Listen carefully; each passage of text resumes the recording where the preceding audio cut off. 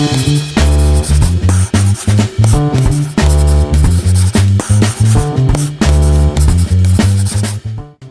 projecte desenvolupat s'ha vinculat a un crèdit de síntesi implementat a l'Institut Montjuïc, un centre de secundària públic dins del districte de Sants Montjuïc i concretament al barri de la Marina del Port. Ha participat l'alumnat de tercer d'ESO A i B, de docència acompanyant i també les seves famílies. Des de l'ESO, juntament amb els figuradors, vam desenvolupar un seguit d'objectius d'aprenentatge per tal d'assolir l'objectiu general i específic d'aquest projecte. Propiciar a l'alumnat habilitats i coneixements per ubicar-se al món, esbrinar els orígens i les causes dels problemes actuals i concretament la paradoxa entre el malbaratament i la fam. El primer dia es va començar a treballar aquest objectiu de la mà dels figuradors, gràcies a l'expertesa que tenen de la temàtica. El segon dia es va continuar propiciant l'esperit crític i la reflexió de l'alumnat sobre les conseqüències socials, econòmiques i ambientals del nostre model alimentari actual, des de la producció fins al consum. A través de diferents visualitzacions de vídeo relacionant el consum i el malbaratament alimentari i el consum i el neuromàrqueting, ens vam arribar a plantejar diferents qüestions del caire. Som influenciables o lliures a l'hora de comprar? El nostre consum està relacionat amb el nostre conscient o amb el nostre inconscient?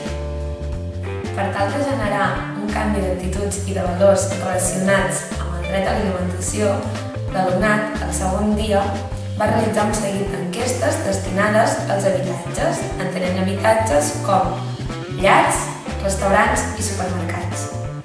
Les enquestes els hi van passar a les seves famílies, després, el dia següent, el dimecres, durant tot el dia, i gràcies a una excursió que hem fet per tot el barri i el districte de Sants Montjuïc, van anar destinades aquestes enquestes a les consumidores finals, tant de supermercats com de restaurants.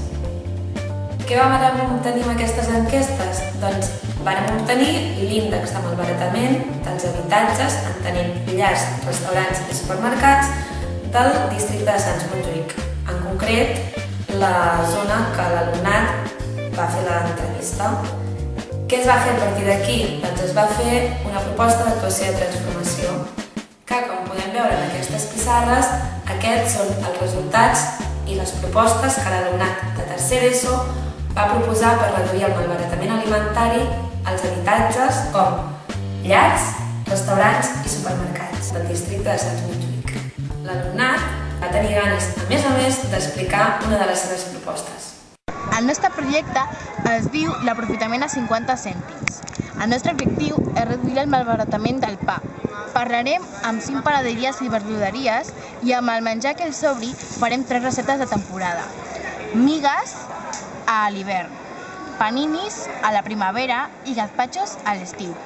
Este proyecto está dirigido por los niños de tercero A del Instituto Montjuïc, que va dirigido a las familias de los alumnos y también las familias del barrio. Estarán implicados los demás cursos de este instituto. Una vez por semana iremos a hablar con las 5 panaderías con las que quedaríamos para trabajar en este proyecto y les pediremos las sobras restantes de la semana.